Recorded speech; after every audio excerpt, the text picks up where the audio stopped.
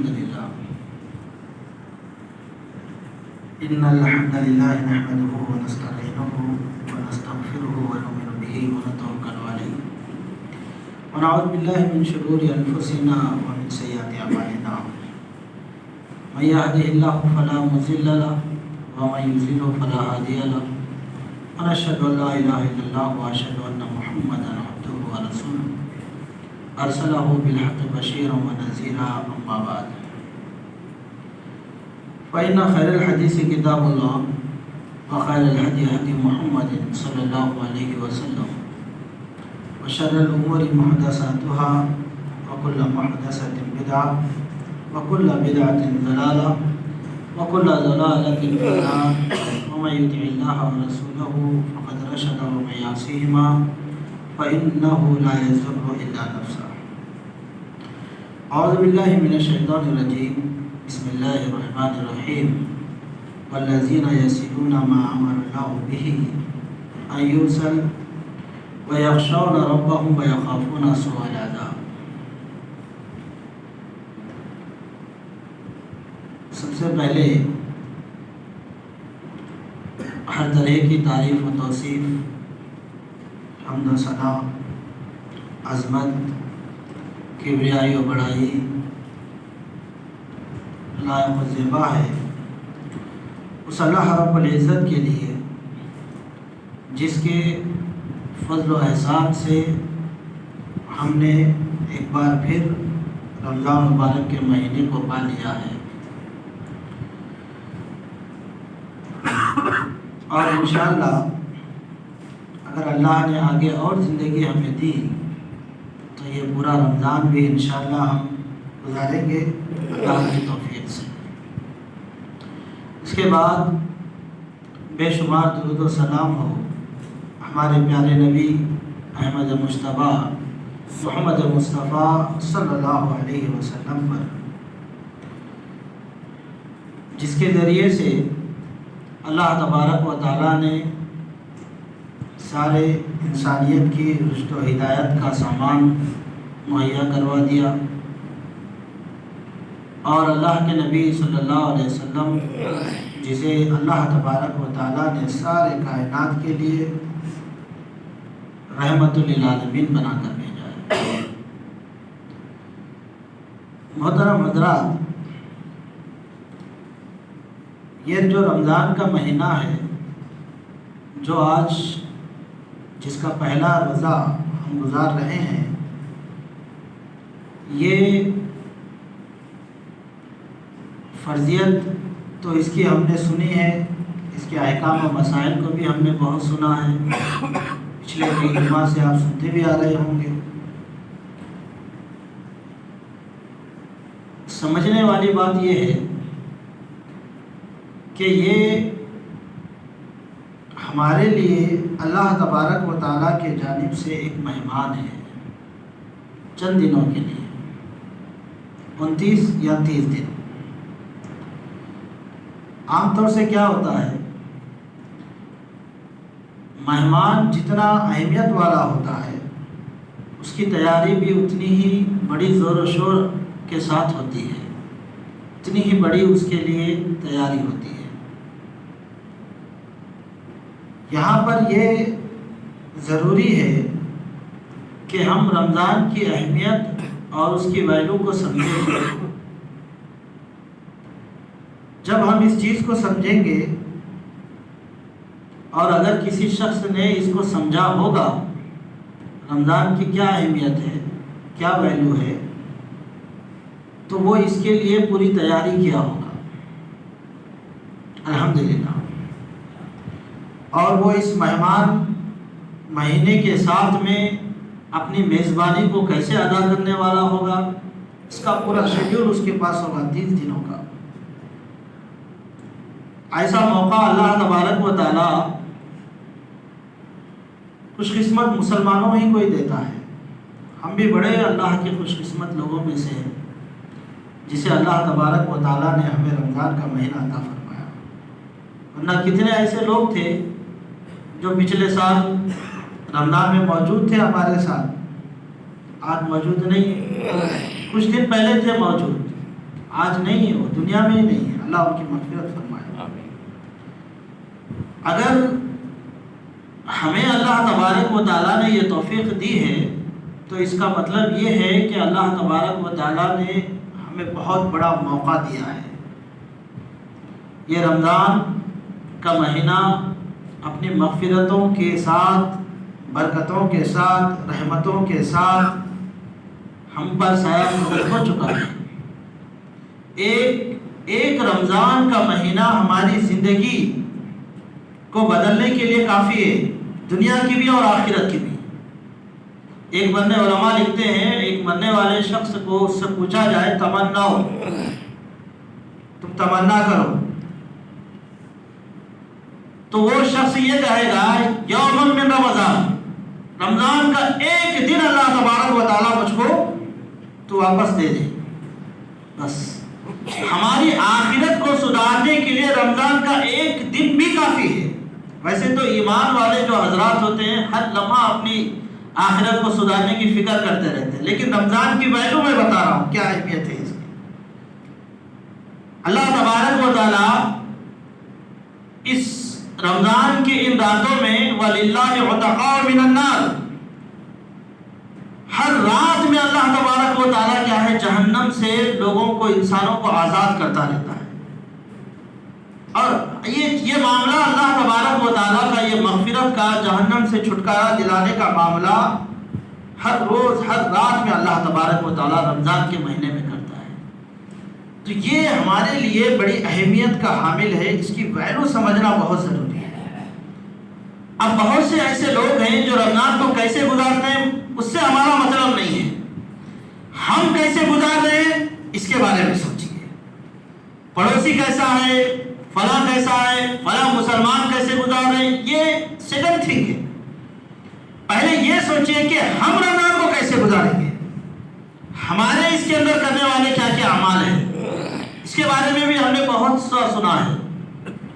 اللہ تبارک و تعالیٰ نے جو مغفرتیں بتائی ہے اللہ کی جانب سے، اس میں قرآن کا نزول ہوا ہے، تلاوت ہمیں کرنا ہے، تراویح کا اہتمام ہمیں کرنا ہے، روزوں کا اہتمام ہمیں کرنا ہے، اللہ کے لیے بھوکا رہنا ہے، پیاسا رہنا ہے، رمضان کو اور بھی بہت سے صدقہ و خیرات کے ساتھ اس رمضان کو گزارنا ہے، راتوں کو جاگنا ہے، اللہ کی عبادت کرنا ہے، دعائیں پڑھنا ہے، ذکر و اذکار کرنا ہے۔ ایک ایک لمحہ، یہ رمضان کا ایک ایک لمحہ ہمارے لیے بہت امپورٹنٹ ہے۔ اس کی اہمیت کو سمجھتے ہوئے پورا رمضان ایسے ہمیں گزارنا ہے۔ اور ساتھ ہی ساتھ میں جو میرا موضوع ہے آج کا، وہ ہے صلہ رحمی، رشتہ داری۔ رمضان کے مہینے میں اس کی اہمیت اور بھی زیادہ بڑھ جاتی ہے۔ ابھی میں نے خطبہ مسنونہ میں بھی اسی سے مطابق ایک آیت کو میں نے تلاوت کیا ہے۔ اللہ تبارک و تعالیٰ قرآن مجید میں ارشاد فرماتا ہے کہ وَالَّذِينَ يَصِلُونَ مَا أَمَرَ اللَّهُ بِهِ أَن يُوصَلَ وَيَخْشَوْنَ رَبَّهُمْ وَيَخَافُونَ سُوءَ الْعَذَابِ۔ اہل ایمان جو اللہ تبارک و تعالیٰ ان کو، ایمان والوں کو جو حکم دیا ہے کہ کس طریقے سے رشتہ داریوں کو نبھانا ہے، وہ اللہ تبارک و تعالیٰ کے عذاب سے ڈرتے ہوئے ان رشتہ داریوں کو برابر نبھاتے رہتے ہیں۔ دیکھیے رمضان مبارک کا مہینہ، اس کے مقاصد میں ایک مقصد کیا ہے؟ تقویٰ و پرہیزگاری، سب سے بڑا مقصد ہمارے دلوں میں اللہ کا ڈر اور خوف پیدا ہونا، گناہوں سے ہم بچ جانا۔ نیکی کو پیدا کرنے والے اعمال میں ایک بڑا معاملہ کیا ہے؟ ہمارے رشتہ دار ہوتے ہیں، ہمارے ماں باپ ہیں، بھائی بہن ہیں، ددیالی رشتہ دار ہوتے ہیں، ننیالی رشتہ دار ہوتے ہیں، سسرالی رشتہ دار ہوتے ہیں، قریب کے دور کے رشتہ دار ہوتے ہیں۔ یہ سارے رشتہ دار دیکھنے میں، نام سننے میں خالی رشتہ دار ہیں، لیکن باعث اجر و ثواب ہمارے لیے ہو، یہ بات سمجھنے والی بات ہے۔ اور رمضان کے مہینے میں وہ ہمارے لیے نیکیوں کو بٹور کے دینے والے رشتہ دار ہوتے ہیں۔ اور ایمان والوں کی صفت اللہ نے کیا بتائی ہے کہ وہ جو اللہ تبارک و تعالیٰ نے رشتہ داری کو قائم کرنے کی جو بات اللہ تبارک و تعالیٰ نے جو حکم ان کو دیا ہے، وہ ہمیشہ اس کو مکمل کرتے رہتے ہیں۔ ایمان والا بندہ وہ ہوتا ہے۔ ایک بندہ ایسا ہے جو رشتہ داری کو سمجھتا ہی نہیں ہے، اپنے رشتہ داریوں کی اہمیت ہی نہیں رکھتا ہے اور انہیں اپنا دشمن سمجھتا ہے یا ان سے کنارہ کشی اختیار کرتا ہے، اس آیت کے مزاج کے اعتبار سے وہ آدمی مومن ہو ہی نہیں سکتا ہے۔ اب وہ رمضان میں روزے رکھے، نمازیں پڑھے، تلاوت کرے، اللہ کے لیے بھوکا رہے، پیاسا بھی رہے، تراویح کی نماز کا اہتمام بھی کر رہا ہے، راتوں کو جاگ بھی رہا ہے اور سوچ رہا ہے کہ میری مغفرت ہو گئی ہے، لیکن اس کے رشتہ دار سے وہ بات نہیں کرتا ہے۔ افسوس کی بات ہے۔ اب سوچئے کہ یہ ساری عبادتیں کیا اس کو فائدہ پہنچا سکتی ہیں؟ رمضان کا مہینہ جہاں پر ہمارے لیے سبق لے کر آتا ہے، ایک تیاری تربیت کا جو مہینہ ہے، اس میں یہ بھی تربیت ضروری ہے کہ ہم اپنے رشتہ داروں کے ساتھ کیسے زندگی گزاریں، یہ تربیت بھی ہونا بہت ضروری ہے۔ ایک آیت میں دیکھیے اللہ تبارک و تعالیٰ ان کے بارے میں فرماتا ہے کہ جو لوگ رشتہ داروں کے ساتھ برا برتاؤ کرتے ہیں، انہیں کیا ہے، پورے دنیا میں زمین میں فساد کے برابر اللہ تبارک و تعالیٰ نے اسے بتایا ہے۔ اللہ تبارک و تعالیٰ قرآن مجید میں ارشاد فرماتا ہے فَهَلْ عَسَيْتُمْ إِن تَوَلَّوْتُمْ أَن تُفْسِدُوا فِي الْأَرْضِ وَتُقَطِّعُوا أَرْحَامَكُمْ۔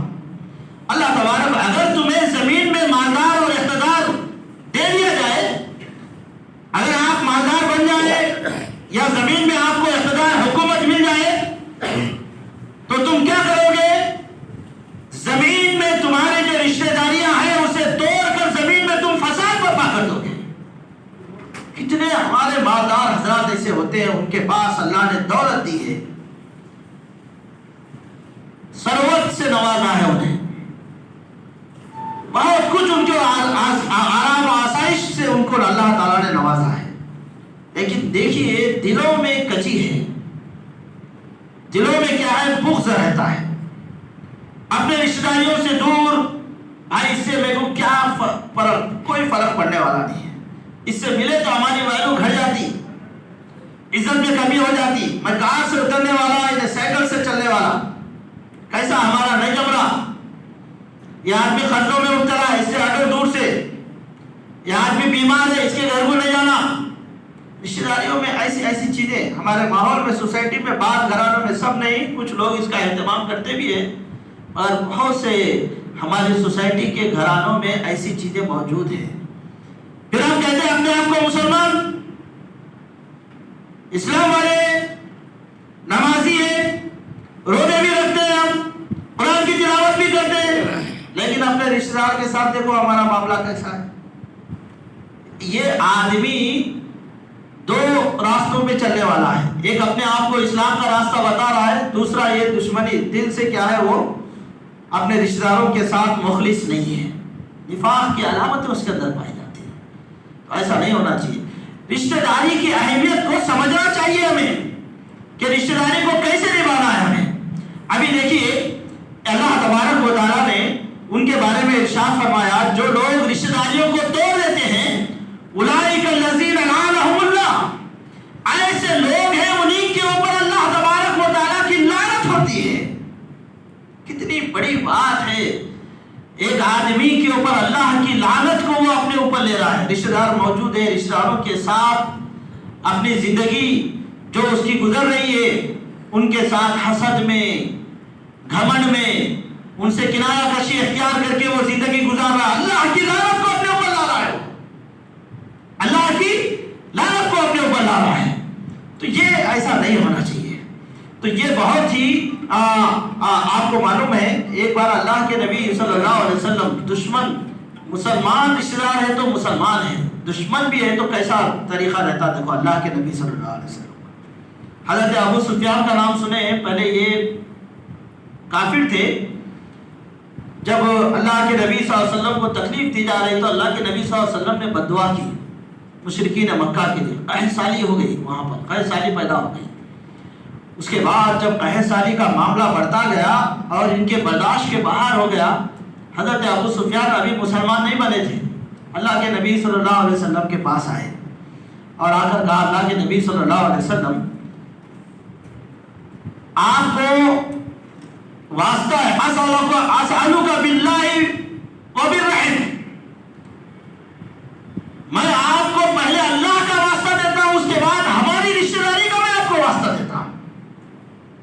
بات سمجھیے. کون آ رہے اللہ کے نبی صلی اللہ علیہ وسلم کے پاس؟ حضرت ابو سفیان. ابھی مسلمان نہیں ہوئے، ابھی وہ مسلمان نہیں ہوئے تھے. اللہ کے نبی صلی اللہ علیہ وسلم کے پاس آئے، آگے بولے قحط ساری اتنی بڑھ گئی ہے، لوگ پریشان ہے، پورا مکہ پریشان ہے. میں آپ کو اللہ کا واسطہ دیتا ہوں، اس کے بعد ہماری رشتہ داری کا واسطہ دیتا ہوں، دعا کیجیے اللہ تبارک و تعالیٰ سے کہ یہ قحط ساری ہمارے ختم ہو جائے. اللہ کے نبی صلی اللہ علیہ وسلم نے فوراً ہاتھ اٹھا دیا، دعا کر دی. تو یہ طریقہ ہونا چاہیے. ہم تو اپنے جو مسلمان رشتہ دار ہوتے ہیں ان کے ساتھ بھی ہم دور بھاگتے ہیں، ان سے بھی ہماری نفرتیں ہیں، ان سے بھی ہماری دوریاں ہیں، ان سے بھی ہم حسد میں پڑے ہوئے ہیں، ان سے بھی ہم جلتے ہیں، ان سے بھی بغض و عناد ہمارے دلوں میں بھرا ہوا ہے. یہ اللہ کے نبی صلی اللہ علیہ وسلم مشرکین مکہ کے لیے دعا کر رہے ہیں، بھلائی کے لیے، ایسائی ختم ہونے کے لیے. دیکھیے مزاج اللہ کے نبی صلی اللہ علیہ وسلم کا کیسا ہے. اگر ہم رمضانی مسلمان بنا نہیں ہے، جو مسلمان اللہ کے نبی صلی اللہ علیہ وسلم نے بننے کی جو تربیت ہمیں دی ہے وہ مسلمان ہمیں بننا ہے، اس کی ضرورت ہے ہمیں. ابھی دیکھیے ایک حدیث میں آتا ہے حضرت اسماء بنت ابی بکر رضی اللہ تعالیٰ عنہا اللہ کے نبی صلی اللہ علیہ وسلم کے پاس آئی، آگے کہنے لگی اللہ کے نبی صلی اللہ علیہ وسلم میری ماں میرے پاس آئی ہے. وہ کافر ہے. کس کی ماں؟ حضرت اسماء بنت ابی بکر کی ماں. ابھی وہ مسلمان نہیں ہوئی. وہ اللہ کے نبی صلی اللہ علیہ وسلم کے پاس وہ صحابیہ عورت حضرت اسماء بنت ابی بکر آ کے کہنے لگی اللہ کے نبی صلی اللہ علیہ وسلم میری ماں مسلمان نہیں ہے، میرے پاس آئی ہے، میں کیسا برتاؤ کروں اس کے ساتھ؟ اللہ کے نبی صلی اللہ علیہ وسلم نے فرمایا اصلی امک،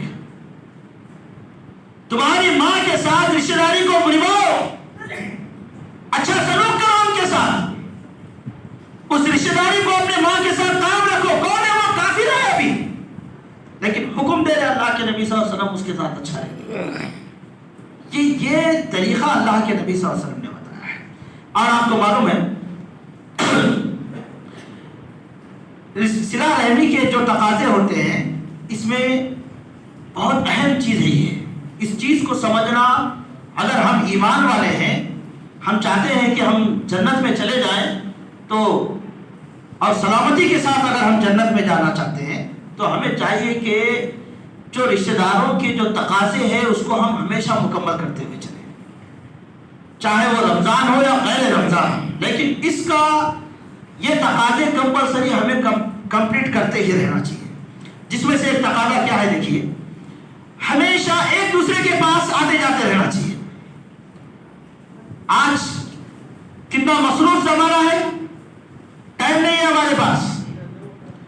رشتے دار ہیں ہمارے، بازو گھر میں بازو گلی میں ہی رہتا ہے، پڑوس میں ہی رہتا ہے، لیکن کئی مہینے ہو جاتے، سال ہو جاتے، اس کے گھر جانا نہیں ہوتا، آنا نہیں ہوتا، ملاقاتیں ہی نہیں ہوتی ہے. آسان ماحول مل گیا، موبائل کا زمانہ ہے، اس کے باوجود بھی ہم اس کی خبر نہیں لیتے. کیسے رشتہ داری کو قائم کر سکتے ہیں ہم؟ کیسے کریں گے؟ رشتہ داری کے تقاضوں میں ایک بڑا تقاضا یہ ہے کہ آپ ہمیشہ یہ ٹائم نکالیے اپنے طرف سے کہ مجھے اپنے رشتہ داروں کے پاس جانا ہے، ان کی خبر گیری کرنا ہے، ان کی عیادت. معلوم پڑا کہ بیمار ہے، فوراً جائیے. عیادت کی جو فضیلت اللہ کے نبی صلی اللہ علیہ وسلم نے بتائی ہے، جب تک آپ عیادت کرنے جاتے ہیں تو اس وقت تک 70,000 فرشتے اس کی مغفرت کی دعا کرتے رہتے ہیں. ایک تو عیادت کا اجر و ثواب، اور دوسرا رشتہ داری کو قائم کرنے کا جو ثواب اس کو ملتا ہے، ڈبل اجر و ثواب اس کو ملتا ہے. ہم اپنے رشتہ داروں کے پاس جاتے ہی نہیں ہیں. اور ہمارے ماں باپ بھی الحمدللہ ایسے ہیں، کبھی رشتہ داری اپنے اولاد کو دکھاتے بھی نہیں ہیں. بھائی یہ فلاں ہے، فلاں ہے، فلاں ہے. ہماری ذمہ داری ہے بحیثیت ماں باپ، خاندان کے سرپرست ہونے کے حیثیت سے ہماری یہ ذمہ داری ہوتی ہے کہ ہم اپنے اولاد کو رشتہ داریاں بتائیں. اللہ کے نبی صلی اللہ علیہ وسلم نے حکم دیا، اس کا بڑی تفصیل ہو جائے گی ایسے باتیں بتاتے بتاتے، مگر اللہ کے نبی صلی اللہ علیہ وسلم نے اس کی تفصیلات بتائی ہے کہ اپنی نسل کو، اپنی رشتہ داریوں کو بتاؤ تاکہ وہ رشتہ داریوں کو ہمیشہ قائم کرتے رہیں. تو یہ طریقہ ہونا چاہیے. آپ جائیے ان سے، تہادو تحابو. اللہ کے نبی صلی اللہ علیہ وسلم نے فرمایا کہ ہدیے پیش کرو، محبتیں بڑھیں گی.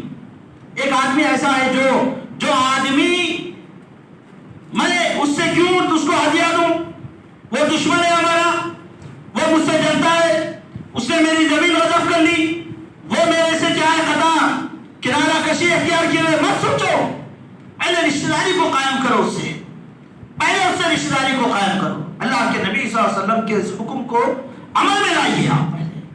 اب دیکھیے آپ کا دشمن، ایک دشمن کے پاس لے جا کر آپ اپنا ہدیہ پیش کریں گے، بھائی میں خلوص سے دل کے ساتھ آپ کو یہ ہدیہ دے رہا ہوں، اگلے دن وہ آپ کی برائی کرے گا کیا؟ ایک بار، دو بار، تین بار۔ حضرت جویریہ کے بارے میں آتا ہے، بنی مستلق کا جب واقعہ پیش آیا تھا، غزوہ ہوا تھا، تو وہ ایک صحابی کی، ایک سردار کی بیٹی تھی، وہ ایسا سمجھے سردار نہیں تھی وہ، لیکن ایک صحابی کی غلام بن کے آ گئی، ایک لونڈی بن کے آ گئی وہ۔ اب وہ چونکہ ایک سردار نہیں تھی، دل میں بھی ایک چیز تھی کہ میں کیسا سردار نہیں اور ایک غلام والا زندگی کیسا مجھ کو گزارنا ہے۔ اللہ کے نبی صلی اللہ علیہ وسلم کے پاس آئی ہے، آگے کہنے لگی اللہ کے نبی صلی اللہ علیہ وسلم میں ایک سردار نہیں ہوں اور ایک غلام والا زندگی مجھ کو پسند نہیں ہے، آپ مجھ کو آزاد کروا دیجیے۔ اللہ کے نبی صلی اللہ علیہ وسلم نے کہا کہ میں تمہارے سامنے دو آپشن رکھتا ہوں، ایک آپشن یہ ہے کہ میں اس صحابی کو جتنا چاہے پیسہ دے کر کیا ہے میں آپ کو آزاد کروا دوں گا، آپ آزادانہ زندگی گزار سکتے ہیں۔ دوسرا آپشن یہ ہے کہ میں آپ کو آزاد کروا دوں گا اور آپ سے میں نکاح بھی کر لوں گا۔ تو اب آپ چوائس کیجئے، اس میں اختیار آپ کو ہے کہ آپ کس چیز کو اپنانا چاہتے ہیں۔ حضرت جویریہ نے کہا کہ دوسری بات مجھے پسند ہے۔ اللہ کے نبی صلی اللہ علیہ وسلم نے ان کو آزاد کر دیا، پھر ان سے شادی کر لی۔ اچھا آپ کو معلوم ہے کئی صحابہ اس غزوے کے اندر جو لوگ غلام بن کے آئے تھے، لونڈیاں بن کے آئی تھی، بہت سے لوگ، بہت سے صحابہ ان کے پاس غلام بنے ہوئے تھے اس غزوے، ان کے مستلق جو قبیلہ تھا اس قبیلے کے۔ جب پتا چلا صحابہ کرام کو اللہ کے نبی صلی اللہ علیہ وسلم کی بیوی حضرت جویریہ ہے، تو اس خاندان کے جتنے بھی لوگ تھے سب کو آزاد کر دیا گیا تھا۔